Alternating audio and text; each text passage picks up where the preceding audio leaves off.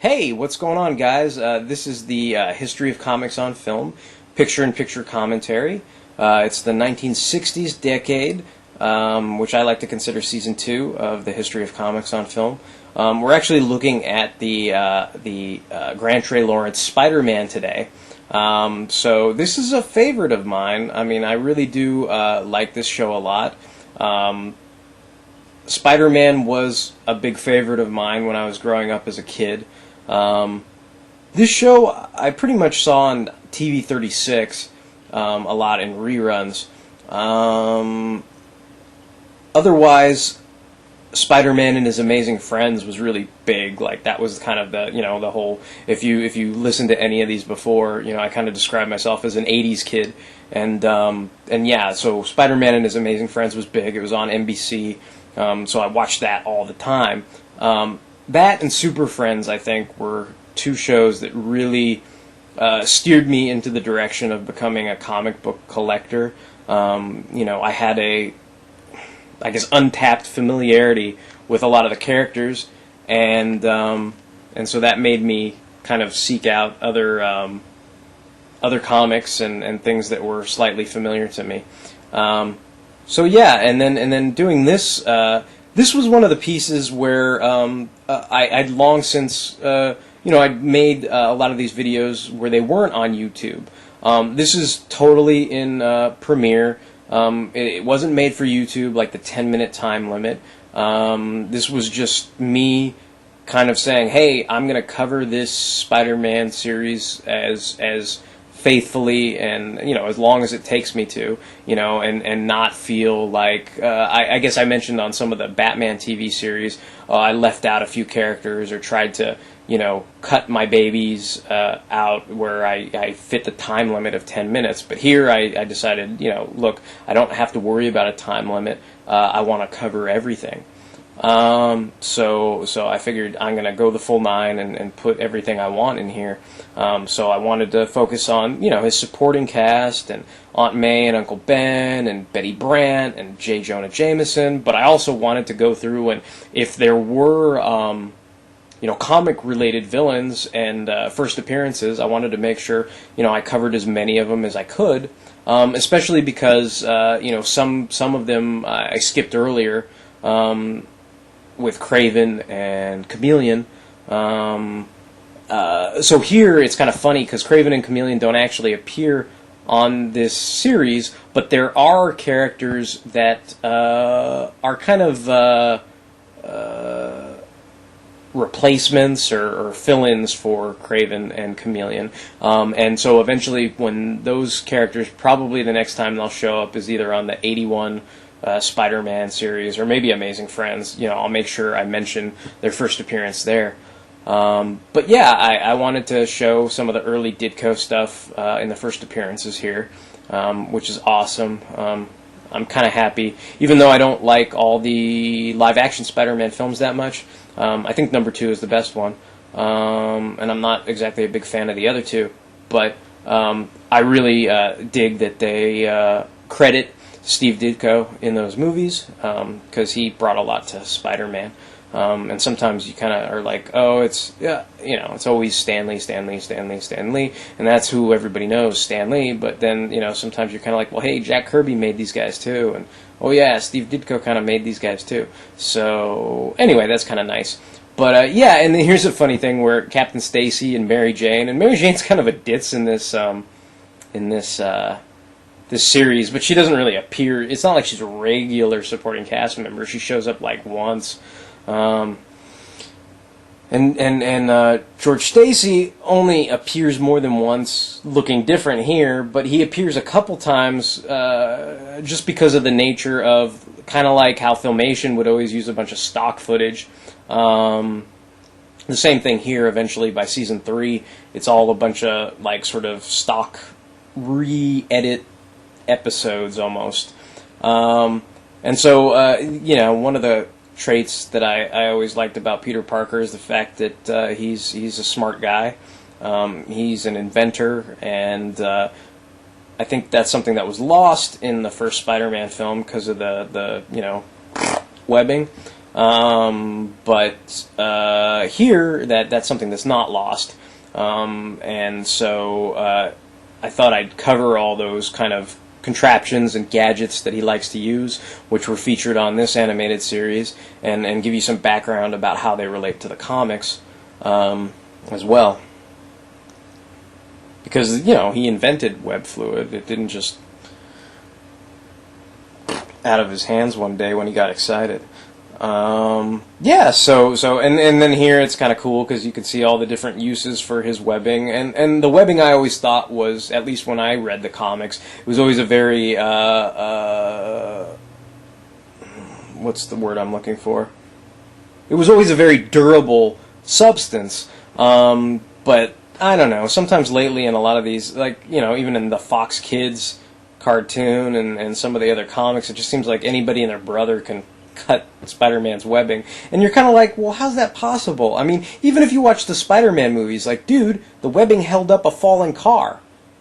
You know what I mean? Like, I'm not saying that it's indestructible. I'm not saying that webbing is adamantium or something like that, but if it could hold up a falling car, then I think it'd take a little more than just like a pocket knife to cut the webbing.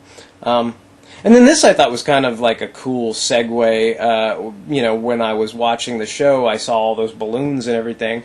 And it was interesting when I was doing research on the balloon, because I'm like, oh, I know about the Macy's Day Thanksgiving Day balloon, but I didn't know all the backstory to it. So I was reading a little more about how it was. I think it started in like either the 70s or the 80s when I was growing up, and then it got discontinued like somewhere in the 90s, and then they brought it back, so it's been around, like, I don't know, maybe it was from like 2004 or 5 or something. They repurposed it, or reactivated the balloon or whatever. But then I also noticed in those Thanksgiving Day parades there were lots of interesting other balloons related to comic book guys. Like I saw I think it was like one of the early 1940s or 1930s Macy's Thanksgiving Day parades. They had like a sort of old school Superman balloon, and it was very sort of classic looking.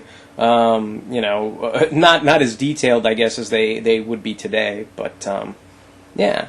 And so here I'm going into the background of many of the villains now. I'm kind of dovetailing into Dr. Octopus and his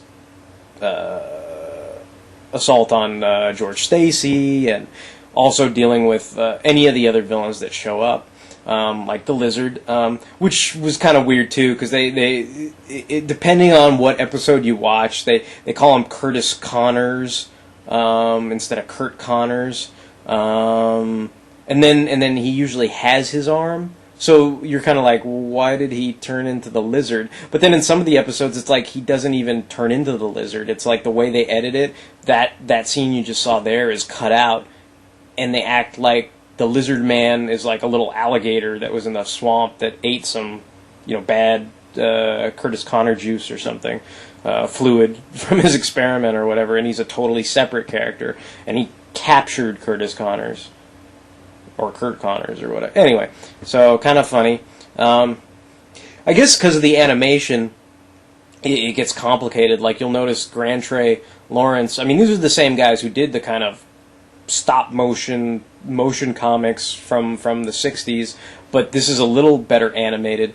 But you'll notice how they I don't know, maybe it's lazy or maybe it's just practical, but obviously it wasn't easy to animate all the webs on Spider-Man's chest and his arms and everything. So you'll notice they sort of drew the webs on the face, and they sort of drew the webs sort of on the neck, but then they stop after they reach the neck, and you can just see some of them on the hands, but most of it, like right there, most of it, the chest, and it's pure red, and that was done for animation purposes. I guess the same way, which kind of bugs me, but the same way they get rid of the yellow S on the back of Superman's cape, because it's easier to animate. Which, I don't know why, but like that seemed to have randomly carried over into like everything. Like Superman Returns, he doesn't have the yellow S on the back of his cape, and Justice League, he doesn't have the yellow S on the back of his cape, and I'm trying to think of... I don't think I'm trying to remember because I don't remember the direct-to-video stuff, but a lot of that stuff they kind of got rid of the yellow S totally, and it's the same thing to me, like where I'm like, oh man, it's like it's just because of animation. Like it's like you'd think by now it should be cool enough. I mean, in the Ruby Spears Superman, he had the yellow S. I'm pretty sure he did.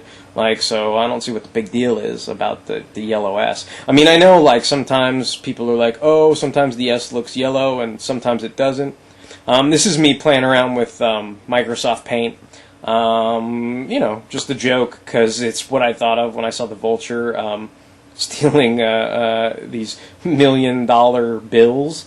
Yeah, exactly. So, but yeah, like, even in this, it's like eventually, you know, they were able to, you know, in the other Spider-Man series, they had the full web... Excuse me. Had the full webbing. So, you know, you'd hope as things get better, you know, it's not such a problem to animate. Oh, I guess my point was, you know, sometimes in the Filmation things, even if you have the yellow S or the Robin R, like sometimes they would make animation mistakes, like they would be the opposite color they're supposed to be. You know, like sometimes Batman's bat symbol was yellow and his oval was black. You know, where it's supposed to be the bat symbol is black and the oval is yellow. Or like this right here, I don't know if you can see, but, you know, the Green Lantern symbol, you know, maybe the inside would be green and the lantern symbol would be white instead. You know, so goofy stuff like that would happen, a lot of animation errors. But these days, I mean, it's all digital, so I don't think you'd run into something like that. You know, and then from there, you know, I don't know, it just seems like, you know, not adding the webbing and yellow S on the back of Superman's cape is lazy. But back then, obviously, it was a lot more difficult, so you can be more forgiving of, you know, animation errors and things like that. At least I can. I mean, I don't know, it doesn't bother me that much. And see, that clip right there looked an awful lot like old school Grant Trey Lawrence, you know, the whole motion comic thing where it's just, he's just kind of floating out the window, but he's sort of a still image. Probably taken from a John Romita picture or something like that. Yeah, and Green Goblin was weird too because he was a criminal and he got sent to jail all the time on the show, but you never met Norman Osborn on the show. It's like when he went to jail, he's just like in his costume and stuff. And the same thing with Electro, which is kind of funny. It's like they just go there and they don't wear like prison clothes, they wear their costumes. That's always kind of cracked me up. I mean, I can understand in some of the places like the Vault where, like, you know, oh, you're the living laser, so, you know, you can't help but look like the living laser or whatever. Or if you're the Abomination, it's not like you have a costume to take off. So, like, I could get that. But, you know, it's like some of these other guys, it's like they should be wearing little inhibitor collars and wearing some, you know, prison oranges or black and whites or whatever, you know. And so Sandman's a personal favorite of mine. Me and my good buddy Michael Vargas, we really liked the whole reformed Sandman thing because that was something we read when we were growing up. You know, one of the first Spider-Man comics I read was, you know, like as a collector, was like Amazing, I think, 281 or 282, something like, it was 281, I think, and 280. Or maybe it was 279 and 280. Basically, like, they have this sinister syndicate hunting down Silver Sable and Sandman and Spider-Man and stuff. And that was kind of the first time since I had seen, like, these old cartoons and stuff like that, that I had seen Sandman acting like a good guy. You know, kind of looking out for Spider-Man and Silver Sable. And so we always kind of had a soft spot for that version of Sandman. So I guess when they kind of repurposed him back to, you know, did the full circle thing and kind of regressed him back to a bad guy, especially right around, well, I guess it was before that, but, I mean, they really pushed it when Spider-Man 3 came out, when he was the bad guy in the movie. But even before that, I guess, in the Howard Mackie run and John Byrne Chapter 1 nonsense, you know, they kind of pushed him back into, you know, not being an Avenger and not working for Silver Sable and all that kind of, you know, not being a Wild Pack member or whatever, which I thought was kind of unfortunate. I thought there was a lot of cool stuff you could do with him, either as a Thunderbolt or something along those lines. And so here they kind of have the Enforcers on the cartoon, but it's not everybody. It's just Ox and Montana. But I guess I don't know why, but Fancy Dan didn't make the cut. I don't know. So yeah, and then Kingpin, who kind of got appropriated as a Daredevil villain, but it was always a Spider-Man villain. I always remember being disappointed when Daredevil 300 came out and Daredevil was finally going to take down the Kingpin once and for all. And all Peter Parker's doing is just kind of sitting there going, "Go get him, Hornhead," and he's sitting there with Mary Jane like doing nothing. I'm kind of like, dude, who's your bad guy too? Like you'd think he'd be more involved in the Kingpin's final fatal takedown, even though, it wasn't. But, at the time, like, you're a kid and you're reading the comic and you think, oh, this is a big deal. Like, the Kingpin's finally gonna, get put away, So, and I wanted to mention things like the Big Man and Foswell, because Foswell had, a minor appearance on that Kingpin episode. But, I guess a lot of people, might not know all the history behind that in the comics. And some of it, carries over into other series as well, like the Spectacular Spider-Man in a roundabout way. But yeah, and this is kind of what I was talking about here, about how the Chameleon was not in this show, and the Kraven the Hunter was not in the show, but they're sort of similarities. The Blotto looks kind of like Venom's alien costume, and Charles Cameo kind of is like the Chameleon in that he's always, disguising his face, kind of like Zartan or whatever, and here we've got the Kraven wannabe. And so, again, this is me playing around with Photoshop here, which is something I hadn't done too much in the past because it was more difficult to do something like that on Movie Maker. And now that I'm working with Premiere exclusively, it's a lot easier to, make my Photoshop files and import them into the project and all that stuff, and just make, little inserts and stuff like that, which has been an effective tool, I think, for maybe cutting down on time, or I don't know if that's the best way to describe it, but it condenses a visual image all into 2 or 3 seconds, whereas I think if I was still doing Movie Maker or still, I'd wrestle with how to get that point across when it's not all on the screen at the same time. You got to cut back to Kraven, got to cut back to Crocodile Dundee, got to cut back to the Spider-Man villain, with the boomerang and everything like that. So yeah. So this is kind of the editorial part of the piece. I've kind of covered all the information I wanted to cover, the background and the first appearances and the comic book references and so forth.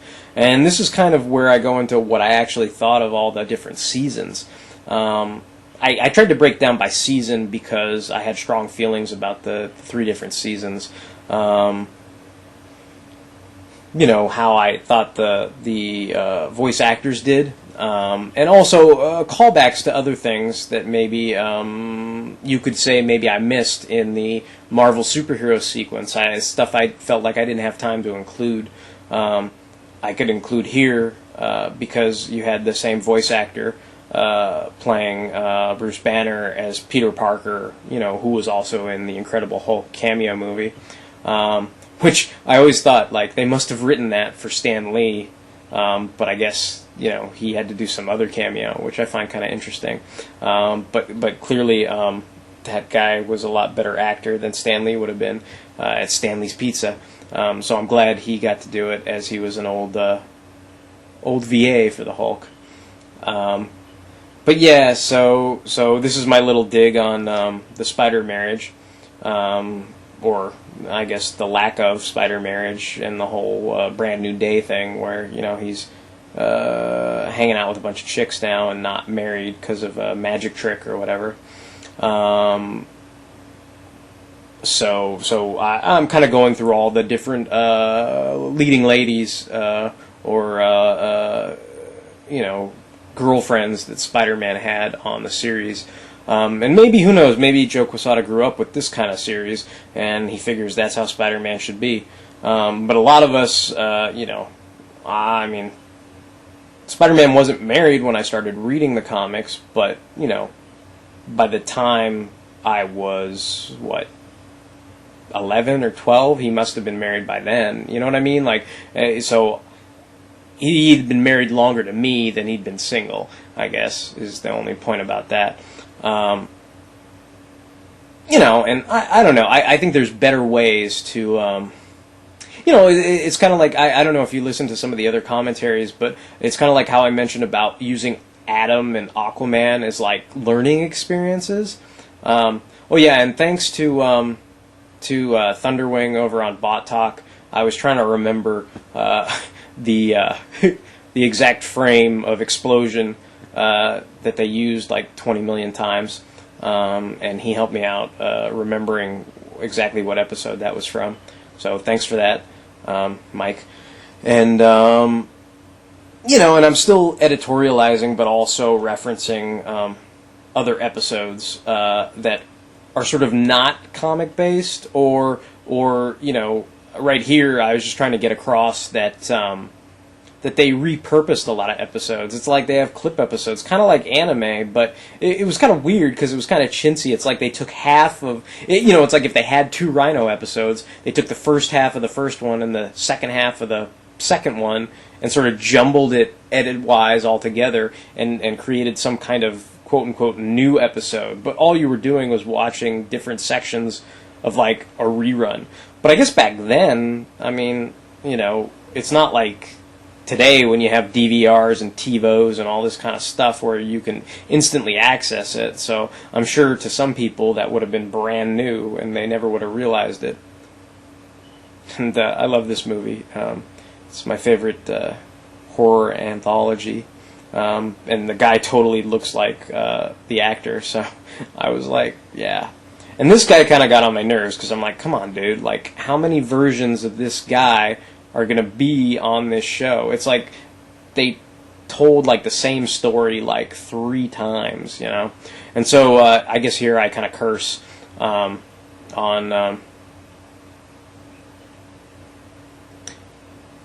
and then I guess this was me feeling bad about not including Namor in the 1981 Spider-Man series in the Marvel Superhero segment.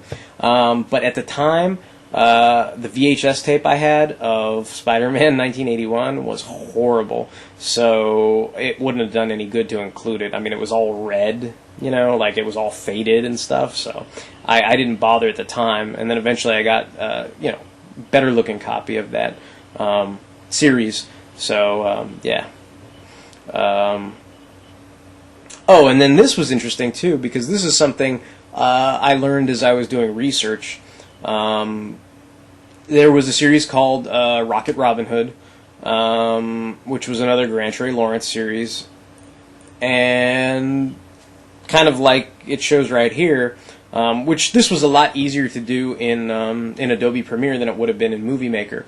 But I just wanted to show everybody how pretty much this was the same episode with Spider-Man subbed in for Rocket Robin Hood, which is kind of odd because I would say Spider-Man, most people consider Spider-Man to be more of a street level superhero rather than a cosmic kind of level superhero.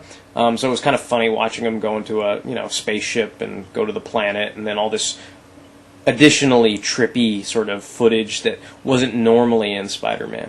So, yeah, I think this is one of the first episodes I started, since I'm using Premiere now, I started adding sort of I want to call it my Dragon Ball Z end credits or whatever, but kind of I've got some pictures or video along with the end credits, so you have something to look at while the credits are rolling.